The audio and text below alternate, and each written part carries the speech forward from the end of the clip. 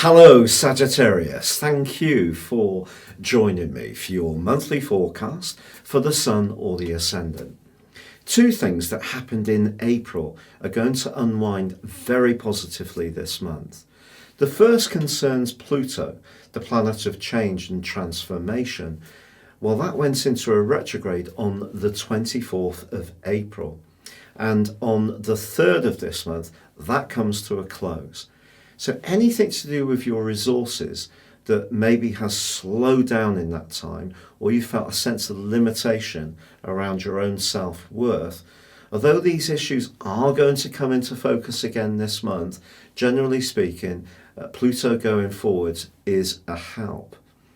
Also from April through to the start of this month and to the 10th of this month, Saturn, the planet of structure, also in your second solar house, has been in opposition with the North Node, which is almost like the emotional pulling point of the heavens.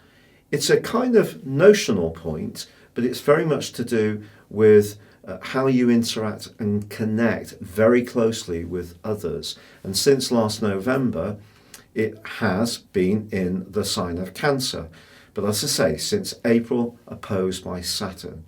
So if your emotional energies around very close connections or business situations have seemed a bit murky and again inhibited or slowed down, then from the 10th there is an opportunity for things to lighten.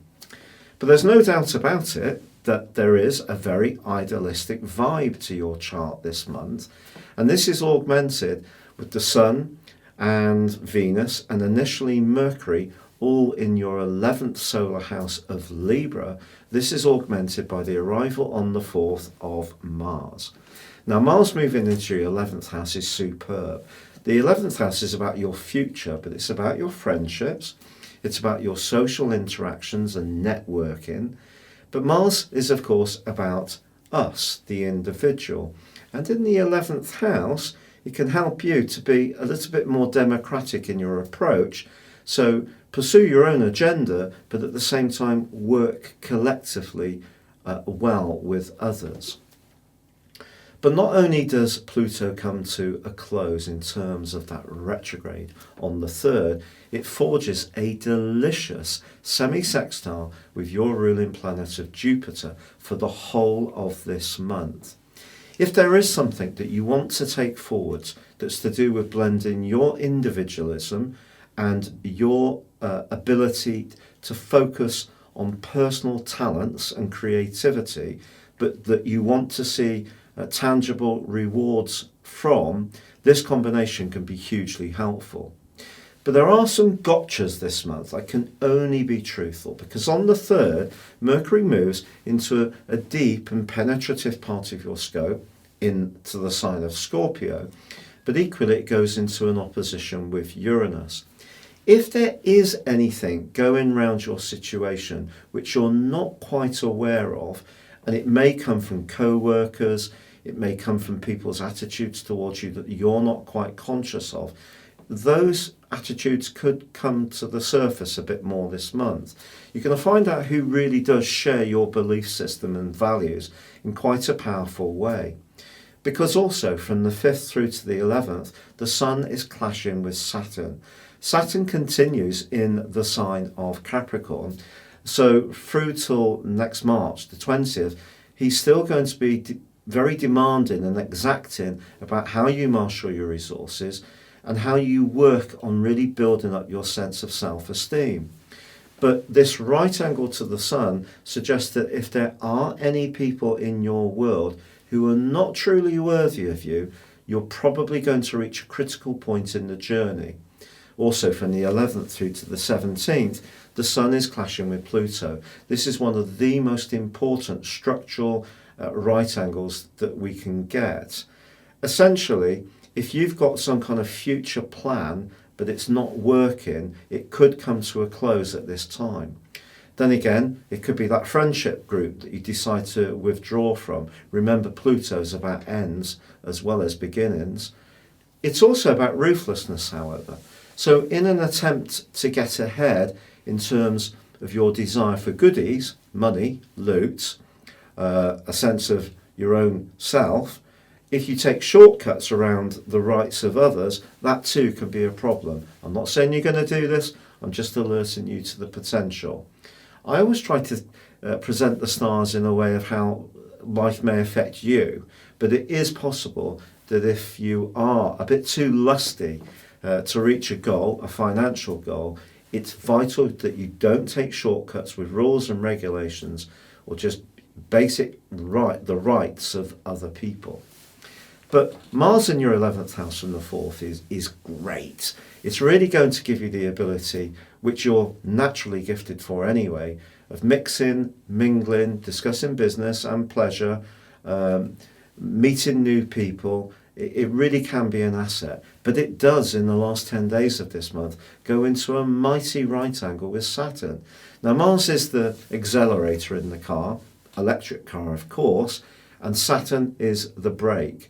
So imagine driving with the handbrake on and maybe dabbing the foot brake as well. You get a bit of an idea of how Mars square Saturn can work.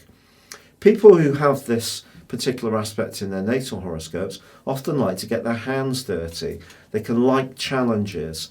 I have Mars conjunct Saturn in my natal horoscope in Sagittarius.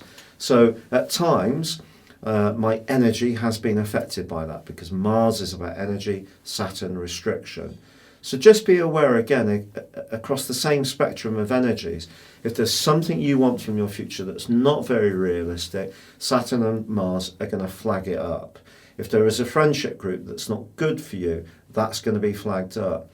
If, however, your values are not being met in the way you earn your living, you're not enjoying it anymore, you may decide to spin out of a more material world and do something completely different that's much more nurturing to you.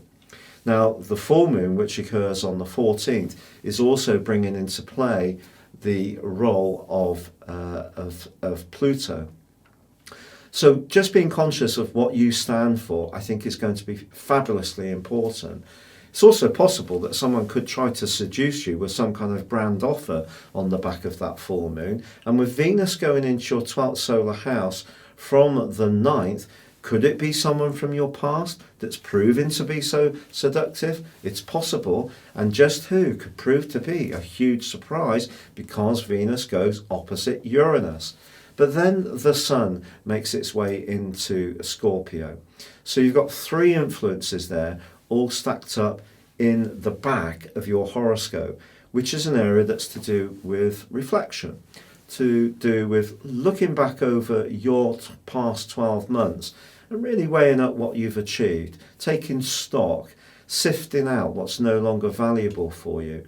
But if you're truly interested in healing or personal awareness or consciousness or retreats or alternative therapies, these can really grab your attention in the last 10 days of this month, especially in a way which could surprise you. Someone could let you know about something and there may be a small window of opportunity, but if you grab it, it could prove some real excitement, particularly on the back of the new moon, which occurs on the 28th. Then Mercury on the 31st goes into a retrograde, suggesting that somebody that you perhaps rated may be strangely muted or out of touch. And I think one of the transitions you're going to go through this month is, as much as you can celebrate your friendships and perhaps also check out the validity of them, you can also work out who are the fair weather friends, but just one person who that is may prove to be quite a surprise, bit of a disappointment. You don't hear from someone in the way you might, but then just remember, with Mercury retrograde, they may be thinking exactly the same thing. So your future is very much in focus this month, as long as it works for you in a practical way.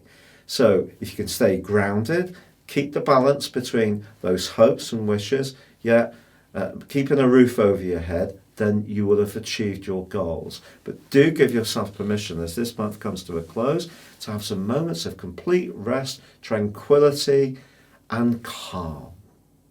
If you'd like to know what 2020 holds from your personal horoscope perspective based on your time, date and place of birth, please check out the link beneath this video. You can buy your 2020 personal horoscope and character analysis and get 30% off. And if you buy it this year, I'll give you the rest of this year free. It's been a real pleasure being with you. Good luck and goodbye for now.